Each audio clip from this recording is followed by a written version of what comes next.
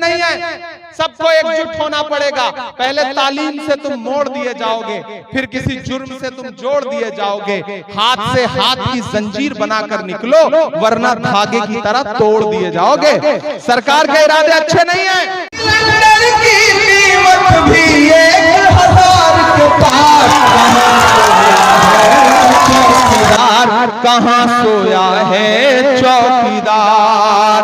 उधर जो माए बहनें सड़क पर बैठी हैं, जो उधर खड़े हैं, सबका समर्थन मिलना चाहिए अगली लाइन पे। इलेक्शन सिर्फ वोट देने का नाम नहीं है, सपोर्ट देने का भी नाम है। इधर जो पीछे छत पर बैठी हैं मेरी माए बहनें, मैं उनसे भी मुखातिब हूं। पुलिस वाले साथी कृपया ताली ना बजाएं, आचार संहिता है। सिर्फ सुन करके खुश हो सकते हैं कि चाय बेचने वाला पूरा भारत बेच रहा है। आपकी तालियों का शोर जाए पटना तक, जाए दिल्ली तक, कि चाय बेचने वाला पूरा भारत बेच रहा है। इसी काम में हासिल उसे महारत बेच रहा है। कि रेल बिक गई, तेल बिक गया, बिका हवाई अड्डा। अगली लाइन पर तैयार रहना कि रेल बिक गई, तेल बिक गया, बिका हवाई अड्डा। सब कुछ बिकता देख के खुश है अपने जेपी नड्डा। कि जनता महंगाई की मारी करती हाहाकार, कहां सोया है चौकीदार, कहां सोया है चौकीदार। पेट्रोल और डीजल की कीमत रही सैकड़ा मार, कहां सोया है चौकीदार, कहां सोया है चौकीदार। मुझे खुशी है कि इस सभा में बड़ी तादाद में मेरी माएं बहनें भी, जैसे डॉक्टर साहब सीईसी के मेंबर हैं, वैसे ही मैं कांग्रेस पार्टी में मैनिफेस्टो कमेटी का मेंबर हूं, जिस कमेटी में डॉक्टर शशि थरूर हैं, पी चिदंबरम हैं, जयराम रमेश हैं, प्रवीण चक्रवर्ती हैं, गौरव गोगोई हैं, उसमें सबसे कम उम्र का मेंबर मैं हूं। हमने जो घोषणा पत्र बनाया है, जो मैनिफेस्टो बनाया है, उससे नरेंद्र मोदी जी बहुत परेशान है इन दिनों। कांग्रेस के मैनिफेस्टो से बहुत परेशान है, क्योंकि वो मैनिफेस्टो हिंदू मुस्लिम सिख ईसाई की बात नहीं कर रहा है। वो मैनिफेस्टो कह रहा है कि कांग्रेस की सरकार बनते ही नौजवानों 30 लाख नौकरियां तुरंत निकाली जाएंगी, पक्की नौकरियां। वो मैनिफेस्टो कह रहा है कि 25 साल तक के वो डिप्लोमाधारी जिनको नौकरी नहीं मिली है, उनको 1 लाख रुपए का बेरोजगारी भत्ता दिया जाएगा। वो मैनिफेस्टो जानते हैं क्या कह रहा है?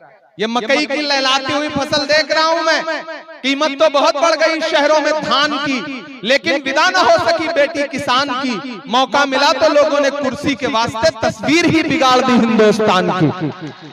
ये लहलाती फसल देख रहा हूं, ये फसल भी दिख रही है, और सिंघू बॉर्डर पर 700 किसानों की शहादत भी मेरी आंखों में है। दोनों मंजर हैं। चाहते हो ये लहलाते हुए खेत बचे रहे या किसान शहीद होते रहे? खेतों का बचा रहना जरूरी है। इसलिए कांग्रेस पार्टी कह रही कि हमारी सरकार बनते ही हम किसानों के लोन माफ करेंगे और उनको एमएसपी देंगे। और जो सबसे बड़ा ऐलान कांग्रेस पार्टी कर रही है, माओ बहनों कान खोल के सुनना, आपके फायदे की बात है। कांग्रेस पार्टी कह रही कि हमारी सरकार बनते ही हर गरीब महिला जो परिवार की मुखिया होगी, जो परिवार की सबसे जिम्मेदार गरीब परिवार की मुखिया महिला होगी, उसके अकाउंट में डायरेक्ट सरकार बनते ही हर साल 1 लाख रुपया आएगा। कितनी बड़ी घोषणा आई है। ये महिलाओं के लिए है, औरतों के लिए है। वो औरत हिंदू हो, मुसलमान हो, सिख हो, ईसाई हो, दलित हो, बौद्ध हो, कोई मतलब नहीं, बस वो हिंदुस्तानी है और गरीब महिला है। 1 लाख रुपए, ये गारंटी कार्ड देख लीजिए। युवा न्याय, नारी न्याय, ये सब जो 1 लाख वेतन हर शिक्षित युवा की पहली नौकरी पक्की, कर्ज माफी, जातिगत जनगणना, गरीब परिवार की हर महिला को 1 लाख रुपए और मनरेगा के मजदूरों का मिनिमम जो मजदूरी होगी वो 400 रुपए, ये गारंटी कार्ड लेके आए। और हमारी गारंटी नरेंद्र मोदी जी के जुमले की तरह नहीं है, हमारी गारंटी राहुल गांधी की गारंटी है, राजीव के बेटे की गारंटी है, इंदिरा के पोते की गारंटी है, इसलिए झूठी नहीं है। आखिर में माओ बहनों आपसे एक बात और कहता हूं, आपका रोल बहुत बड़ा है। कांग्रेस कह रही है आपके खाते में 1 लाख रुपया हर साल आएगा, लेकिन बाकी लोग जो वोट मांगने आए वो आपको कुछ देने की बात कर रहे हैं? नहीं कर रहे हैं। तीर छाप वाले कुछ देने की बात कर रहे हैं? नहीं। पतंग उड़ाने वाले तो बस पतंगे उड़ा के चले जाएंगे, कुछ देंगे नहीं। देगा कौन? कांग्रेस पार्टी देगी। इसलिए मेरी आपसे गुजारिश है कि आपका रोल बहुत बड़ा है।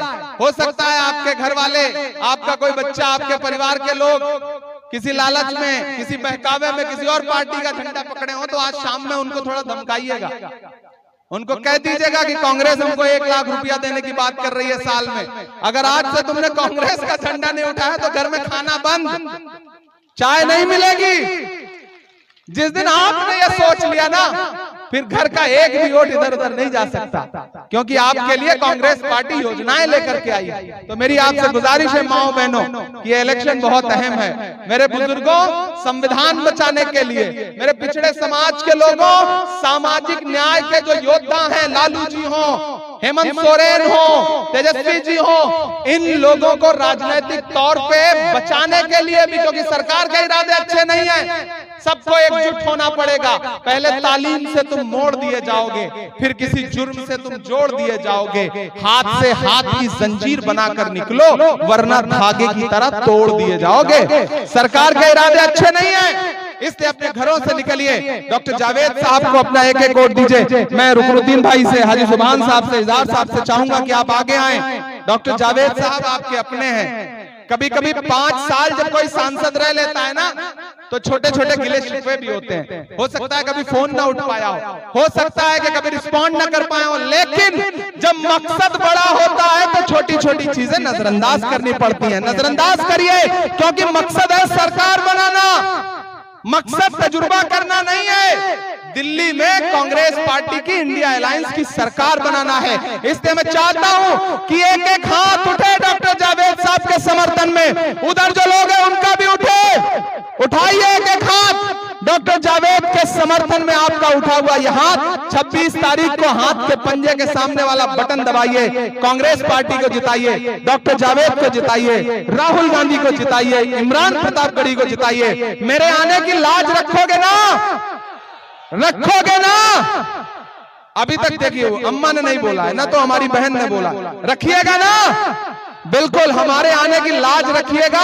इंशाल्लाह 4 जून को रिजल्ट आएगा, उसके बाद फिर मैं डगरुआ में एक बार आऊंगा आपका शुक्रिया अदा करने के लिए। आपको शायरी भी बहुत सारी सुनाऊंगा। अभी अगले सफर के लिए जाना है। देखिए, नया पाने की चाहत में पुराना छूट जाता है। नया पाने की, ये शायरी सुना रहा हूं, नया पाने की चाहत में पुराना छूट जाता है। पिछले 4 घंटे से धूप में बैठे हैं और मैं भी धूप में सफर कर रहा हूं। देखिए चेहरा कितना काला हो गया। नया पाने की चाहत में पुराना छूट जाता है। तुझे अपनाऊं तो मुझसे जमाना रूठ जाता है। मोहब्बत पढ़ने लिखने में बहुत आसान है, लेकिन मोहब्बत को निभाने में पसीना छूट जाता है। निभाइए इस मोहब्बत को, जिताइए डॉक्टर जावेद को, जिताइए इमरान प्रतापगढ़ी को। किसी झांसे में मत आइएगा, किसी झांसे में मत आइएगा।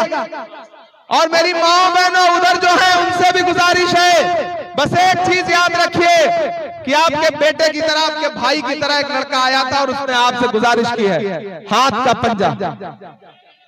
अरे बाप रे।